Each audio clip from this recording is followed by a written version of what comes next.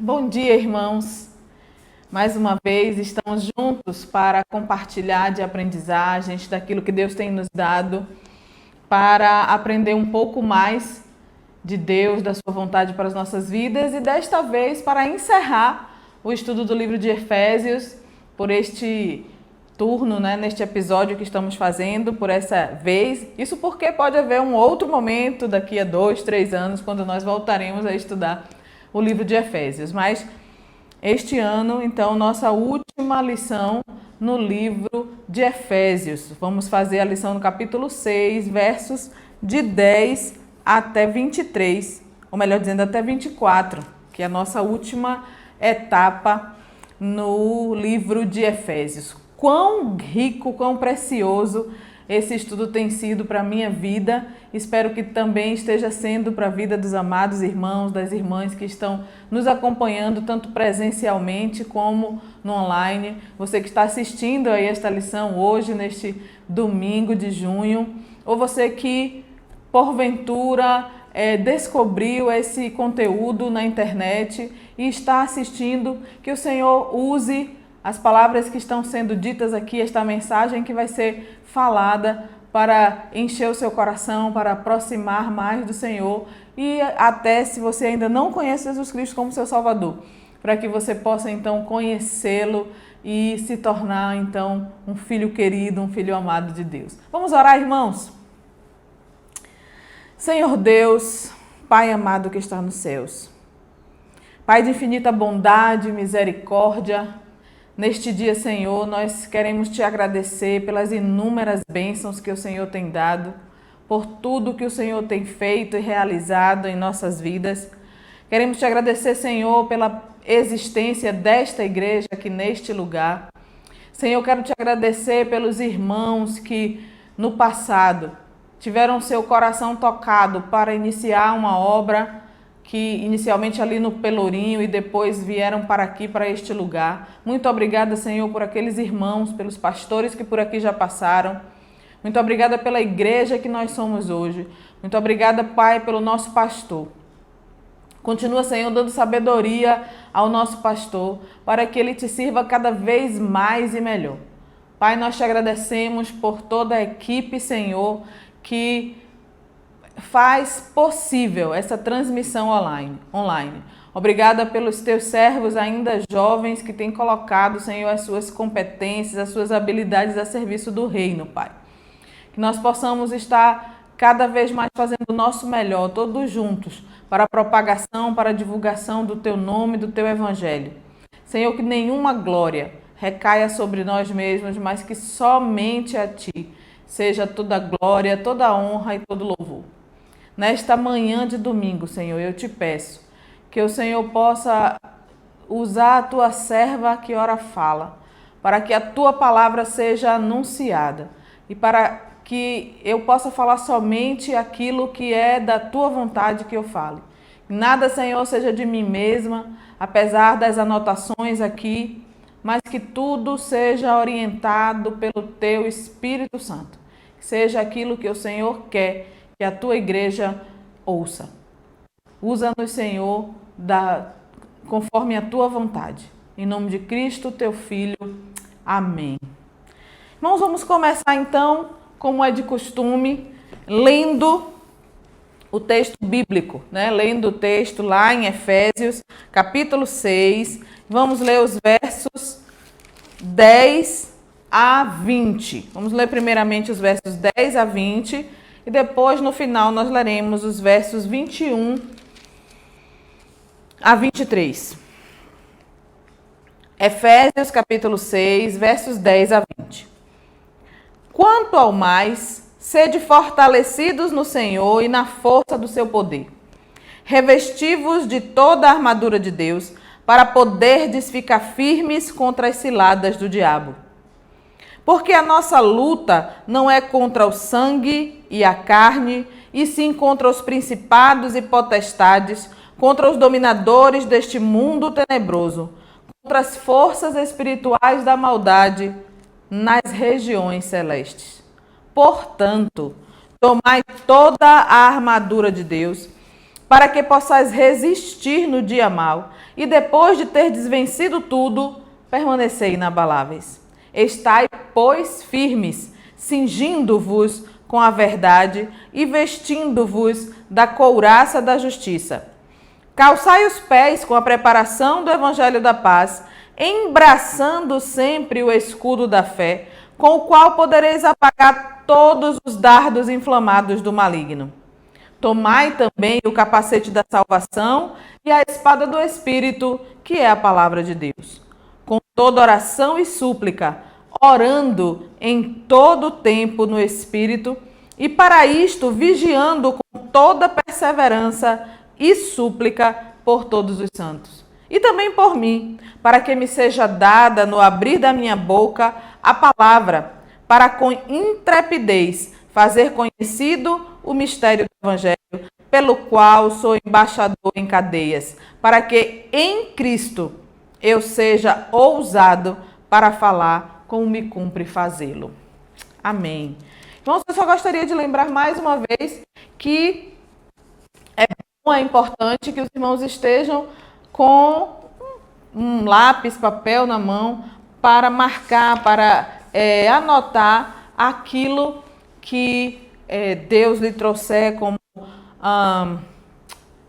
que realçar, né, que foi importante para que a gente deixe ali anotado e aprenda um pouco mais, volte depois para trazer à memória sempre aquilo que traz esperança. Então, irmãos, o título dessa lição de hoje é o combate do cristão. Paulo, então, ele vem falando do fundamento. Essa carta é uma carta muito rica, nós aprendemos bastante. E ele começa o versículo 10 dizendo, quanto ao mais, irmãos. Ou seja, além disso, depois de tudo isso que foi falado, além de tudo isso que já foi falado, além de falar da grandeza do propósito de Deus em Cristo, além de falar sobre a glória da vocação do Senhor Jesus Cristo, além de nos ensinar sobre padrões de santidade na igreja, nos relacionamentos, no lar, além de falar sobre a própria instituição igreja e como ela deve funcionar, depois de nós sabermos tudo isso, depois dele ter ensinado tudo isso, ele diz, olha, agora você fique atento, porque vocês estão aprendendo tudo isso, mas é importante, além disso, além de todo esse conhecimento, meus irmãos, é importante que vocês estejam fortalecidos no Senhor. O conhecimento somente intelectual, o saber de tudo isso que eu coloquei para vocês, esse ensino todo que foi dado a vocês, isso não terá validade se vocês não estiverem fortalecidos no Senhor. Paulo diz que é preciso que a nossa força venha do Senhor. É preciso que o nosso poder, o nosso dínamos, né? A ideia de poder mesmo como aquele poder do Evangelho ao qual Paulo se refere lá em Romanos capítulo 1. Porque o Evangelho é o poder de Deus, essa ideia desse poder que vem de Deus. Ele diz assim, olha, o seu poder, a sua força está no Senhor, em mais ninguém. Então ele diz, olha, fortalecei-vos no Senhor e na força do seu poder. E ele diz, por quê?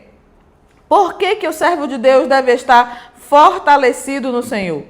Existe alguma razão? Ou não, mas eu já estou salvo, está tudo bem. Eu sei, eu aprendi nesse estudo aí que foi dado, que eu faço parte da igreja, que Cristo já me lavou, que eu já fui colocado no corpo de Cristo, eu já fui batizado pelo Espírito Santo, eu aprendi nesse estudo de Efésios, então eu não preciso me preocupar mais com nada, porque eu já estou no corpo de Cristo, nada mais me abala. Mas não é isso que Paulo está ensinando para nós, não é isso que a palavra de Deus está ensinando para nós, pelo contrário, a palavra de Deus diz, olha, você sabe de tudo isso, você já está imerso no corpo de Cristo, você precisa ter bons relacionamentos na igreja, você precisa viver uma vida de santidade e, além disso, você precisa estar pronto para lutar. Porque, versículo 12, porque a nossa luta não é contra o sangue e a carne, e sim contra os principados e potestades, contra os dominadores deste mundo tenebroso, contra as forças espirituais do mal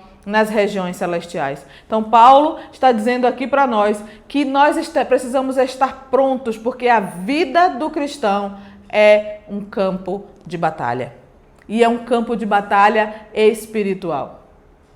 é um campo de batalha, nós precisamos estar sempre prontos para guerrear. Essa batalha, ela é constante. E uma coisa, irmãos, que os irmãos me permitem, eu gostaria de chamar a sua atenção. Não é uma batalha contra o outro. Não é uma batalha contra o filho em casa que não é servo de Deus. Não é uma batalha contra o cônjuge que não é servo de Deus ou até mesmo que seja. Não é uma batalha contra o colega de trabalho, contra pessoas ao nosso redor que vivem suas vidas e não se importam com Deus. Não. Apesar dessas pessoas não estarem vivendo vida consagrada para Deus, a nossa luta não é contra o ser humano ao nosso redor, não é contra as pessoas ao nosso redor, mas a nossa luta é contra os principados e potestades, contra os dominadores deste mundo tenebroso, contra as forças espirituais do mal nas regiões celestiais. E isso não são palavras de Soraya, nem ao menos interpretação do que eu penso, mas está escrito preto e branco na palavra de Deus. Está ipsiliteri ao pé da letra. A nossa luta não é contra o ser humano, mas a nossa luta é uma luta espiritual. Nossa luta é para além deste mundo, é uma luta espiritual. E, portanto, as nossas armas precisam ser também armas espirituais. E essas armas espirituais, elas já foram dadas a nós por Deus. No momento que nós fomos salvos em Jesus Cristo, no momento que nós fomos imersos no corpo de Cristo no batismo pelo Espírito Santo, nós então temos à nossa disposição essas armas que nós vamos estudar hoje. A própria armadura de Deus e a oração.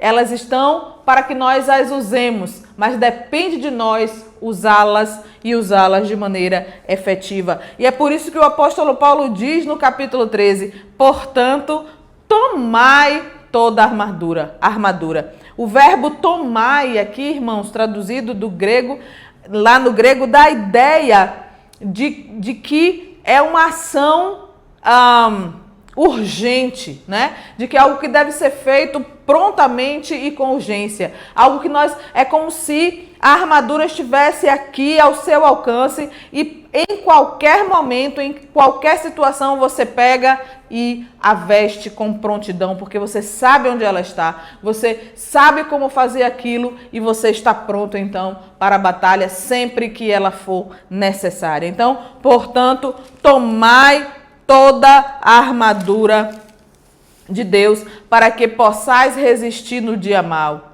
Para que possais resistir no dia mau. E ainda assim, olha, tomar essa armadura e aí no final permanecer inabalável. Não é a ideia de que eu vou simplesmente passar e vou chegar lá no fim toda estrupiada, toda machucada. Não, inabalável, porque com a armadura de Deus isso é possível no Senhor, não pela força humana, mas pela força do seu poder. Então, em primeiro lugar, o nosso poder, irmãos, vem do Senhor, não de mim mesmo, mas o nosso poder vem de Deus.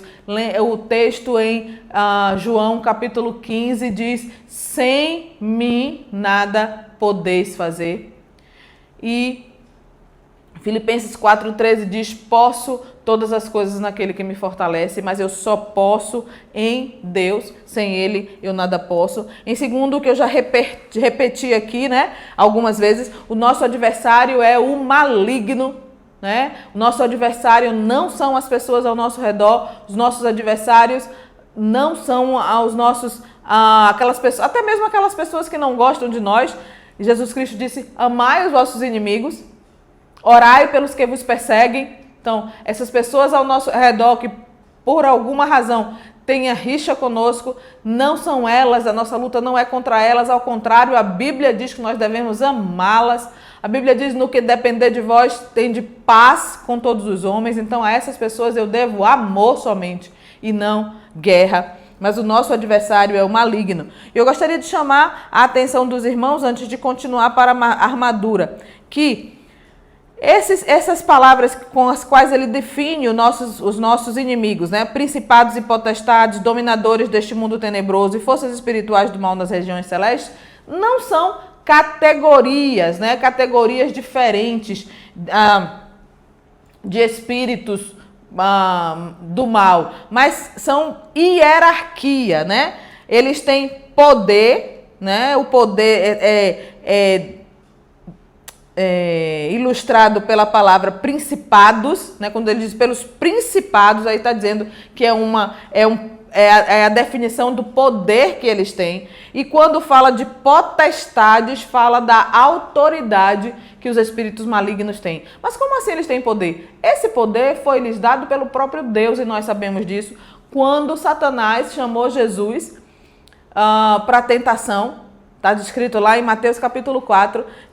O próprio Satanás disse a Jesus: tudo isso me pertence e será seu se prostrado me adorares. Então, ele disse isso porque é verdade, o Senhor Deus deu a ele a liberdade e o domínio sobre esse século. Então, principados e potestades falam do poder e autoridade que esses seres têm dados por Deus, né? Dados por Deus. Em 2 Coríntios, capítulo 4 e verso 4, deixe-me abrir aqui para ler para os irmãos. 2 Coríntios, capítulo 4 e verso 4, diz assim: nos quais o Deus deste século cegou o entendimento dos incrédulos, para que lhes não resplandeça a luz do evangelho da glória de Cristo, o qual é a imagem de Deus. Então nós vemos aqui que foi algo que o próprio Deus permitiu que acontecesse. Esses seres também, quando fala de os dominadores deste mundo tenebroso, está se referindo à mesma casta, né? O mesmo tipo de poder que está descrito aqui em 2 Coríntios capítulo 4 e verso 4, né? Que o Deus deste século cegou o entendimento. E as regiões celestiais são o lugar que esses seres malignos estão, e representa também a ideia de que essa luta é uma luta espiritual, não uma luta carnal, não uma luta que a gente pode lutar aqui no plano humano, no plano secular, mas uma luta maior, uma luta que é feita, uma guerra que é feita no mundo espiritual. E aí Paulo então prossegue, irmãos, dizendo que nós temos essas duas armas, e ele diz: portanto, tomai toda a armadura de Deus. E no versículo 14, ele começa então falando sobre as peças desta armadura, e ele usa uma metáfora, na verdade, né? O apóstolo Paulo usa a metáfora da armadura. Vamos lembrar que essa carta foi escrita da prisão. Nós já falamos sobre isso no início do estudo do livro de Efésios. E muito provavelmente Paulo estava preso a um soldado romano durante todo o dia e toda a noite nesses dias. Então, os estudiosos, eles dizem que muito provavelmente Paulo estava ali o tempo todo em contato com aquele soldado, e ao ver, né, a forma como ele se vestia, entendendo também do que acontecia nos campos de batalha, Paulo usa então a metáfora da indumentária do soldado romano para falar daquilo que é bem próprio a nós nessa guerra espiritual. Para além disso, os crentes de Éfeso compreenderiam bem a ideia que estava sendo ilustrada aqui através da metáfora da armadura de Deus. Mas ele começa, por incrível que pareça, irmãos, ele começa com uma peça que não é, na verdade, parte da armadura em si, mas que sem essa peça, a armadura talvez não ficasse, não fosse efetiva no corpo. Ele começa dizendo: cingindo-vos com a verdade, ou seja, ele fala do cinto da verdade. O cinto não é parte da armadura, mas ele era usado para prender as roupas de baixo, né, as roupas, o camisão que vinha por baixo da armadura. Então o cinto prendia, cingia, amarrava para que ele não ficasse esvoaçante e causasse outros transtornos na luta. E para além disso, o cinto também servia para sustentar a espada. Era no cinto que a espada era sustentada. Então, apesar de não ser a armadura, parte da armadura propriamente dita, o cinto é uma parte da vestimenta importante para o uso da armadura. E Paulo diz, cingindo-vos, ou seja, vestir-se com o cinto da verdade, cingindo-vos com a verdade. Então, o cinto é o cinto da verdade. E que verdade é essa? Essa verdade aqui é Jesus Cristo. Alguns autores pensaram no início que sim, que essa verdade aqui referia-se a Jesus Cristo, mas, irmãos, os estudiosos, os hermeneutas, chegaram à conclusão de que esse cinto não é a verdade de Cristo, embora, para que a gente possa estar cingido com a verdade, que é a integridade, é preciso que nós estejamos na verdade de Cristo, baseados e sustentados na verdade de Cristo. Mas quando Paulo diz cingindo-vos com a verdade, ele está falando de uma vida íntegra, uma vida sem falsidade, uma vida sem hipocrisia, uma vida na verdade. Vamos ver Isaías, capítulo 11 e verso 5. Abra, por favor, também aí comigo a sua Bíblia em Isaías, capítulo 11 e verso 5. Diz assim: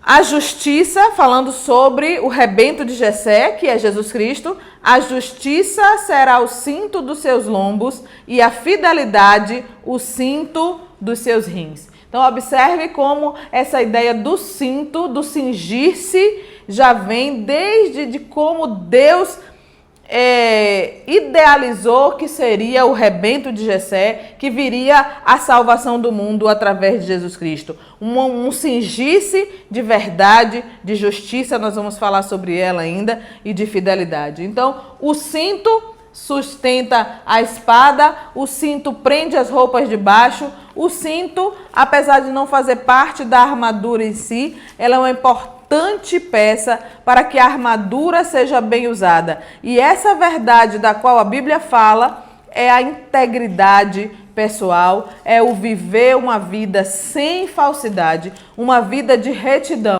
uma vida que não traga escândalo para o nome de Deus e para o Evangelho. Vestindo-vos da couraça da justiça. Acabei de falar, que falaríamos sobre a justiça, como diz aqui em Isaías capítulo 11 e verso 5. A justiça será o cinto dos seus lombos. O apóstolo Paulo diz que nós precisaremos usar também a couraça. Não mais o cinto, mas a couraça da justiça. A couraça, irmãos, era uma parte da armadura, que cobria essa região do tórax. No mundo de hoje, de armas nucleares, às vezes só mesmo imaginando os filmes para a gente entender que a luta naquele tempo era corpo a corpo, era corporal e usando espadas, escudos, Então, os soldados chegavam próximo um do outro. E essa parte aqui, muito importante, onde fica coração, pulmão, ela era então protegida com a couraça da justiça. Vamos ver Isaías 59 e ler os versos 12 a 17. Isaías 59, vamos ler os versos 12 a 17. Porque as nossas transgressões se multiplicam perante ti, e os nossos pecados testificam contra nós. Porque as nossas transgressões estão conosco e conhecemos a nossa iniquidade. Como o prevaricar e mentir contra o Senhor, o retirarmos-nos do nosso Deus, o pregar opressão e rebeldia, conceber e proferir do coração palavras de falsidade. Pelo que o direito se retirou e a justiça se pôs de longe, porque a verdade anda tropeçando pelas praças e a retidão não pode entrar. Sim, a verdade sumiu, e quem se desvia do mal é tratada como presa. O Senhor viu isso e desaprovou não haver justiça. Esse texto está falando sobre como Israel estava naquele tempo, mas se os irmãos observarem bem, não é nada diferente do como está o nosso tempo hoje. Viu que não havia ajudador algum e maravilhou-se de que não houvesse o intercessor, pelo que o seu próprio braço lhe trouxe a salvação e a sua própria justiça o susteve. Vestiu-se de justiça como de uma couraça e pôs o capacete da salvação na cabeça. pôs sobre si a vestidura da vingança e se cobriu com zelo. Então, irmãos, observem aqui que o texto está falando, é uma profecia do Senhor Jesus Cristo, né? E o texto está falando para nós aqui que como estava a vida social, a vida ali do povo de Israel, não havia justiça, o povo era oprimido e Deus não se agradou disso. E aí ele traz a salvação com o seu próprio braço e essa salvação ela vem vestida de justiça como de uma couraça. E novamente aqui em Efésios, Paulo faz essa menção à couraça da justiça. Então, a justiça que fala aqui, na verdade, não é a justificação que nos foi imputada, como nós vemos lá em Romanos capítulo 3 e verso 21. Não está falando da justificação em Cristo, não. Está falando de uma vida de justiça, de tratar o outro com justiça. Romanos 3, 21 diz assim: mas agora, sem lei, se manifestou a justiça de Deus, testemunhada pela lei e pelos profetas. Essa daqui, que fala em Romanos capítulo 3 e verso 21, é a justificação. Quando a Bíblia fala não há um justo, nenhum sequer, e que somente por Jesus Cristo nós somos justificados em Cristo, parte do processo de salvação, do ato de salvação, do processo de santificação. Essa é a justificação. Mas a couraça da justiça que Paulo está falando aqui em Efésios capítulo 6, ele está falando a respeito de uma justiça que é honra de caráter. Não é? A mesma justiça que ele fala no capítulo 5 e verso 9 da carta aos Efésios. Porque o fruto da luz consiste em toda bondade, justiça e verdade. Como você está lidando com o seu vizinho, com o seu cônjuge, com seu irmão, irmã em Cristo, com seus filhos, com seu patrão? Será que no trabalho você deixa de fazer algo que era sua obrigação e diz que não deu tempo? Como são os seus atos? É essa justiça. Você olha para as pessoas que têm necessidade. Esses dias nós estamos pedindo na igreja ajuda para a compra dos cobertores, ajudando o projeto Metanoia, o projeto Cristolândia. Eu sei que muitos de nós não temos aptidão para ir às ruas, mas a gente pode ajudar financeiramente. Se a gente não tem condição de ajudar financeiramente, a gente pode ajudar indo, orando, né, fazendo. Mas nós precisamos não estar de braços cruzados contra as injustiças que acontecem nesse mundo. E falamos tanto da injustiça social como das injustiças de tratamento, injustiça na nossa própria casa, até às vezes até na igreja, nos lugares por onde nós andamos. Nós precisamos ter atitudes claras, posicionamentos quanto à questão da justiça. Isso é vestir a couraça da justiça. Vestir a couraça da justiça não é simplesmente ser salvo. E quando eu digo simplesmente, não estou minimizando o processo de salvação, porque eu nem poderia, irmãos, isso é algo que só Deus pode fazer e que pela graça de Deus está feito na minha vida. Glória seja dada ao nome do Senhor. Mas é a justiça com que nós vivemos a nossa vida neste mundo. Romanos capítulo 6, verso 13 também fala assim, ó: não ofereçais os membros do seu corpo a pecado como instrumento de iniquidade, mas oferecei-vos a Deus como ressurretos dentre os mortos e os vossos membros a Deus como instrumentos de justiça. Então, quando nós estamos buscando viver uma vida de santidade, uma vida que agrada a Deus, na verdade nós estamos nos cingindo também com a couraça da justiça. E o capítulo 14 de Romanos e verso 17 diz assim: porque o reino de Deus não é comida nem bebida, mas justiça e paz e alegria no Espírito Santo. Os irmãos estão prontos então para vestir a couraça da justiça, viver uma vida de justiça e paz onde quer que nós estejamos? Então, a segunda peça da armadura, a couraça da justiça. A primeira, o cinto da verdade, viver uma vida de verdade, de integridade. A segunda, a couraça da justiça, para que nós possamos permanecer firmes e ser inabaláveis. O terceiro, mas não menos importante, é calçar os pés na preparação do Evangelho da Paz. Versículo 15 diz assim: calçai os pés com a preparação do Evangelho da Paz. Lembrem-se, irmãos, que naquele tempo a figura que Paulo tinha em mente era, na verdade, uma sandália, né? Era uma sandália que o soldado romano usava, uma sandália que tinha pregos no solado, como hoje existem as chuteiras no futebol, e no futebol de campo, no futebol de salão, para dar firmeza ao soldado, para que ele ficasse firme ali onde ele estava. Porque essa firmeza dava a ele prontidão para a defesa, ele estava ali firme para segurar os ataques, mas dava também presteza no serviço.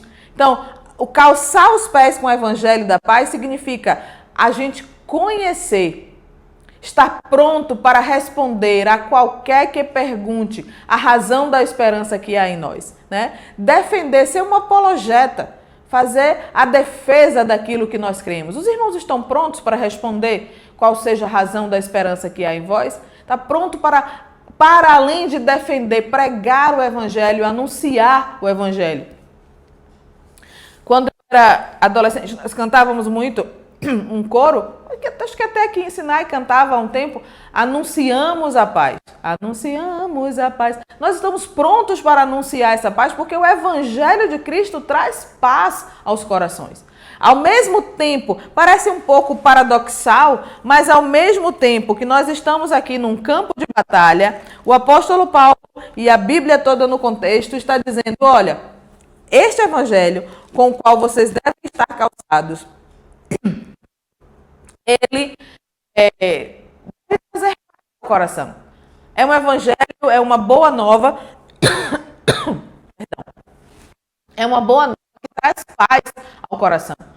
Não a paz que é a ausência de guerra, mas uma paz que só em Cristo há. Uma serenidade, uma leveza, uma certeza de que você está com 52:7 diz: "E formosos são sobre os montes os pés do que anuncia as boas novas, que faz ouvir a paz, que anuncia coisas boas, que faz ouvir a salvação, que diz a Sião, o teu Deus reina."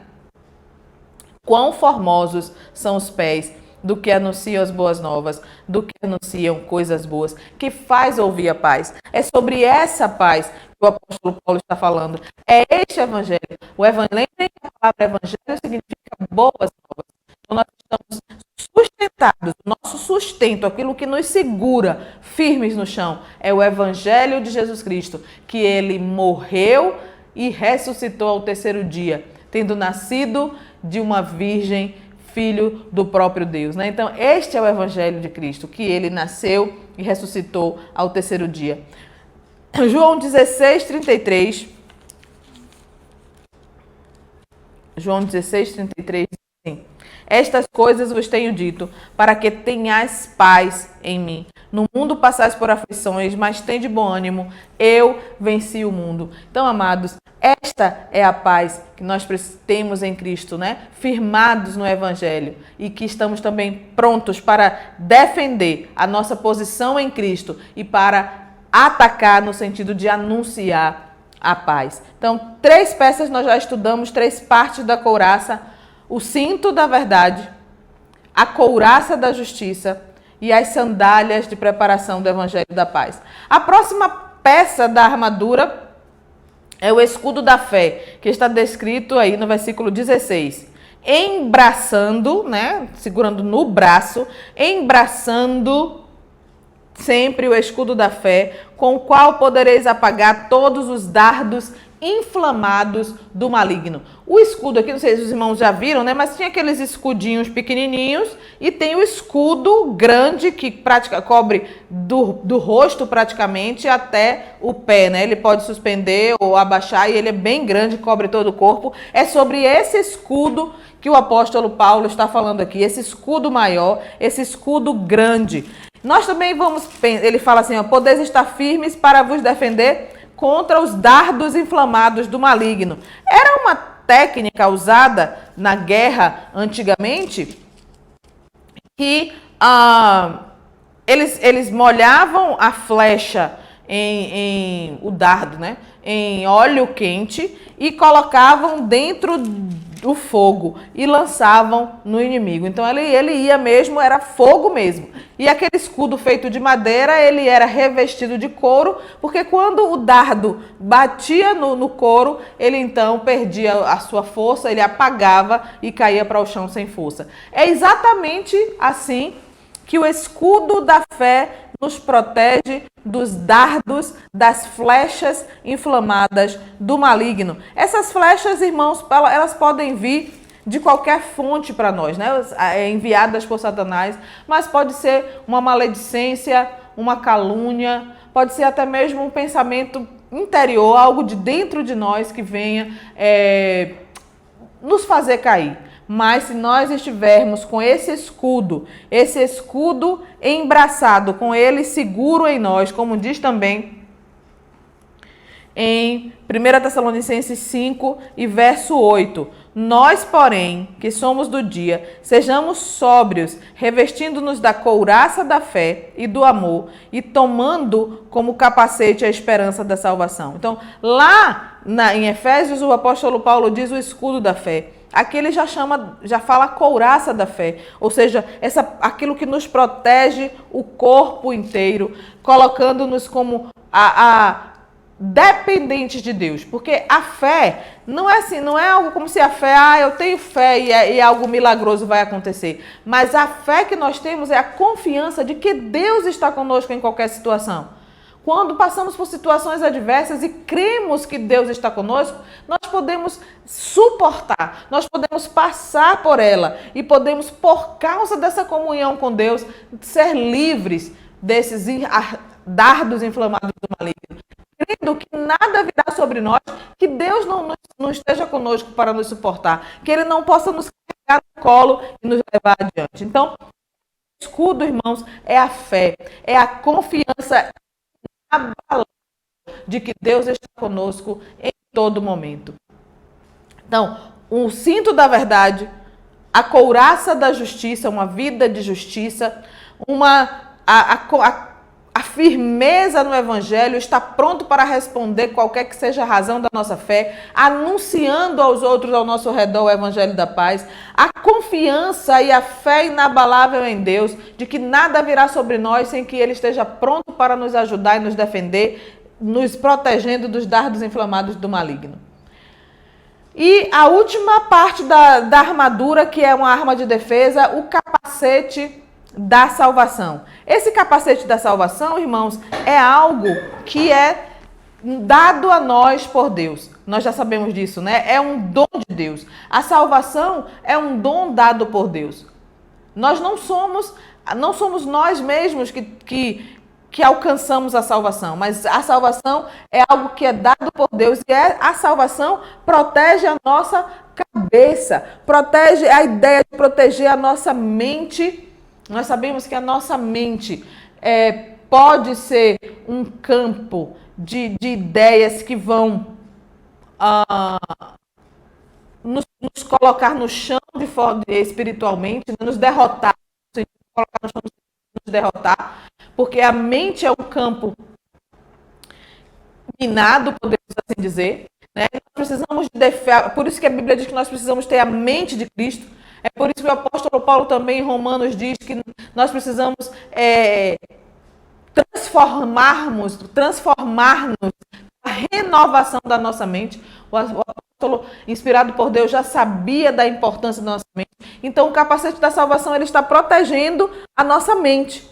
Ele protege a nossa mente, mas também tem a ideia da proteção física, né? Lembram de quando Davi acertou Golias? Foi uma única pedra na fonte, né? E nós sabemos que existem pontos mortais na nossa cabeça. Então, tanto no sentido intelectual, emocional, da mente, quanto no sentido físico, externo mesmo, o capacete da salvação vem como essa proteção. Em Isaías 59 e verso 17, que nós já lemos hoje, ele diz assim, que o próprio braço do Senhor, né, a salvação que Deus proveu, vestiu-se de justiça como uma couraça e pôs o capacete da salvação na cabeça. Aqui é o próprio Senhor Jesus Cristo providenciando a salvação.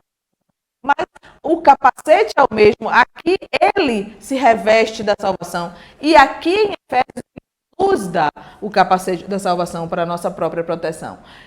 Em 1 Tessalonicenses 5,8, também, que nós acabamos de ler o texto, ele fala: nós, porém, que somos do dia, sejamos sóbrios, revestindo-nos da couraça da fé e do amor e tomando como capacete a esperança da salvação. Então, esse é um dom dado por Deus para nos proteger. E como é importante, irmãos, se nós não tivermos certeza, segurança da salvação em Cristo, se nós não tivermos segurança da salvação em Cristo, então nós não teremos firmeza para lutar contra esses ataques de Satanás. Nós não teremos força para lutar contra esses ataques de Satanás. E nós seremos derrotados.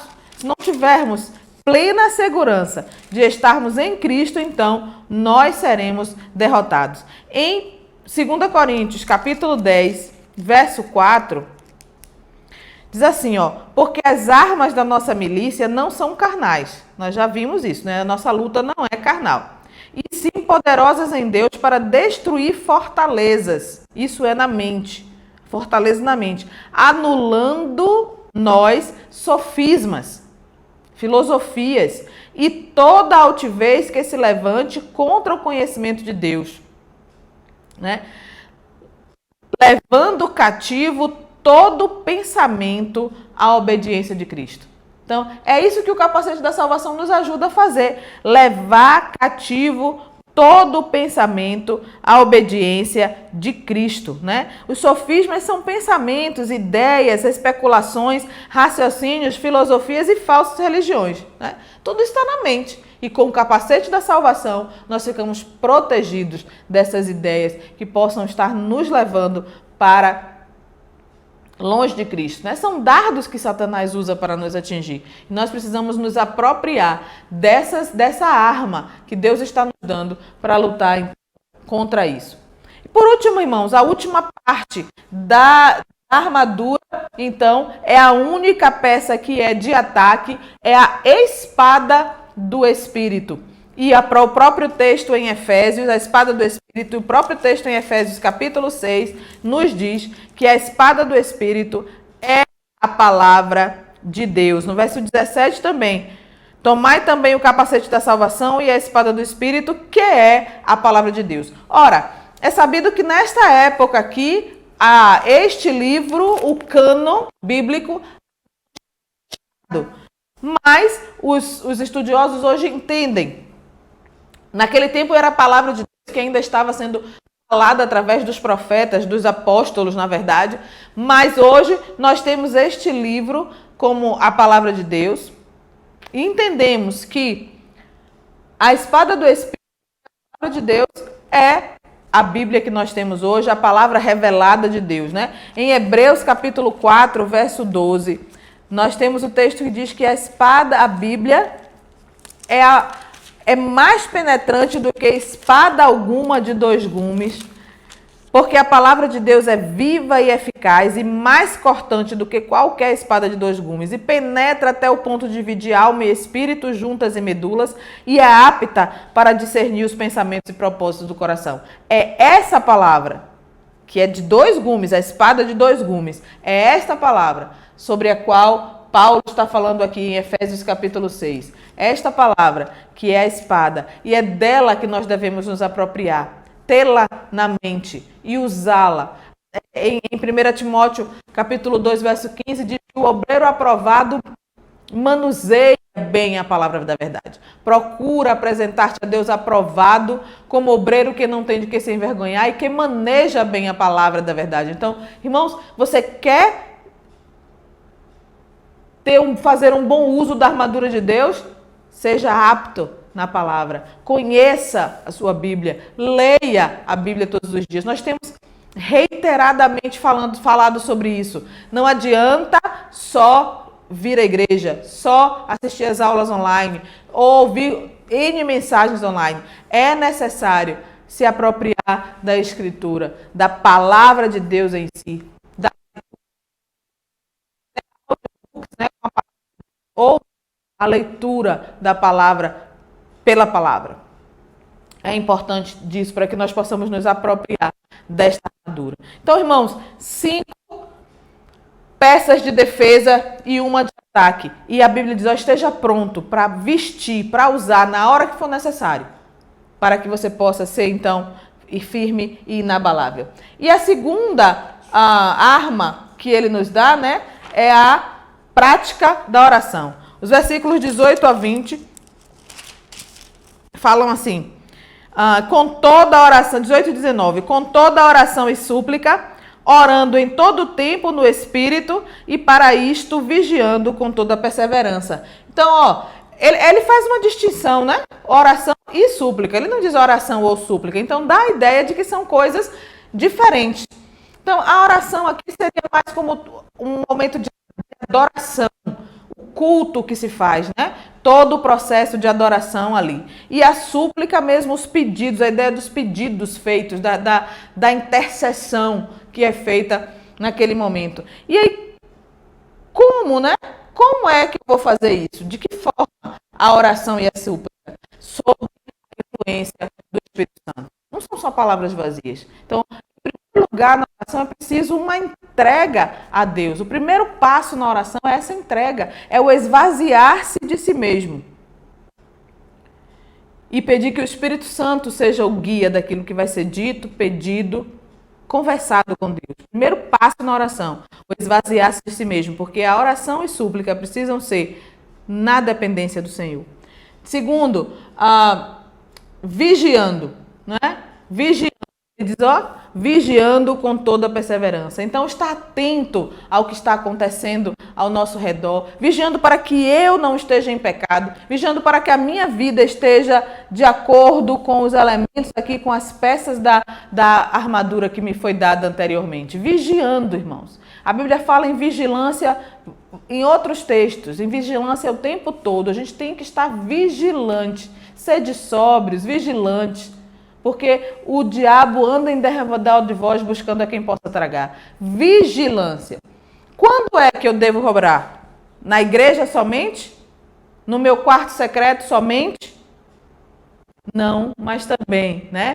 Em todo o tempo. Em todo o tempo. Sempre que as situações aparecerem, um pouco diferente aqui, até do vai sem cessar. Mas a ideia de em todo o tempo. Então, irmãos, vamos, né?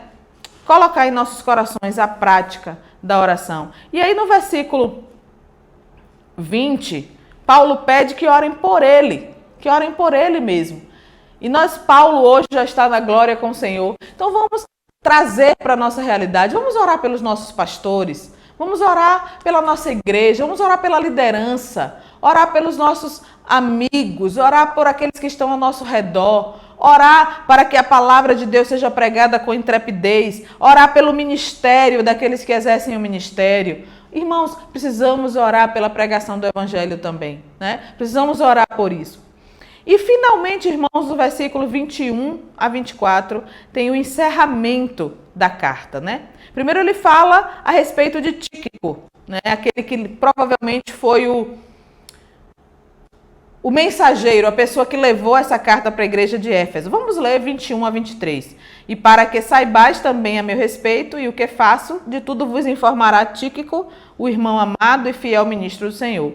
Foi para isso que eu vos enviei, para que saibais o nosso respeito e ele console o vosso coração. Então, Tíquico estava provavelmente com Paulo nesse tempo e foi enviado para levar a carta, e ele diz, fiel ministro do Senhor. Como é bom, né? Ser considerado, ter o nosso trabalho reconhecido por aqueles que estão ao nosso redor. E Paulo, o líder, reconhece o valor de Tíquico. Tem alguém ao seu lado que lhe ajuda? Reconheça o seu valor. Tem alguém acima de você? Reconheça o seu valor. É importante para Deus, é importante para aquela pessoa. E por último, Paulo então abençoa a igreja de Éfeso. E eu gostaria de ler e fazer das palavras de Paulo as minhas palavras, abençoando assim os irmãos e irmãs em Cristo. Paz seja com os irmãos e amor, com fé, da parte de Deus, Pai e do Senhor Jesus Cristo. A graça seja com todos os que amam sinceramente o nosso Senhor Jesus Cristo e que Ele nos abençoe. Amém. Obrigada, Deus, pela Tua palavra. Obrigada pelo Teu amor derramado na cruz do Calvário. Obrigada pela carta de Paulo aos Efésios, tão rica, que ainda hoje nos traz mensagens preciosas. Em nome de Cristo, Teu Filho. Amém.